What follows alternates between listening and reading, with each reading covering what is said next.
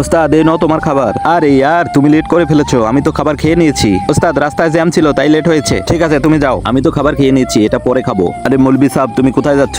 কেন ভাই কাজে যাচ্ছি। ও তাই, এই দুটো আমার বাসায় দিও তো। আরে ভাই এগুলো তো খাবার জিনিস আর অনেক সুন্দর, যে করেই হোক এর হাত থেকে খাবারটা বাঁচাতেই হবে, একে একটা ভয় দেখাই। মৌলভী সাহেব এটা খাবার জিনিস না, এই প্যাকেটটা দেখতেছো না, এই প্যাকেটের ভিতরটা যখন ফাটাবে তখন ভিতর থেকে একটা ভূত বার হবে, আর এটার ভিতরে আরো ভয়ানক জিনিস আছে, আর তুমি নিয়ে যাও আর সুন্দরভাবে আমার বাসায় রেখে দিও। আচ্ছা ঠিক আছে আমি তাহলে গেলাম। আরে আমি কি অতই বোকা, পটেটোর ভিতরে ভূত থাকে? আরে বাপরে 4টা বেজে গেছে, পেটে অনেক খিদা লেগেছে, দেখি তো মৌলভী সাহেব কোথায় আছে, খাবারটা খেয়ে নেই। এই কথা বলে সে মৌলভী সাহেবকে খোঁজার জন্য বাসা থেকে বের হয়। আশেপাশে অনেক খোঁজার পরেও সে মৌলভী সাহেবকে পায় না। তারপর সে রাস্তায় রওনা দেয়, যে রাস্তা দিয়ে মৌলভী সাহেব আসার কথা। আরে বাপরে মৌলভী সাহেব আপনি এখানে কি করতেছেন, আর প্যাকেটগুলো ফাটা কেন? ভাই সাহেব আর বলিয়েন না, আপনার কথা বাদ দিয়ে আমি এই প্যাকেটটা ফাটাইছি আর ফুরুত করে ভূত উড়ে গেছে।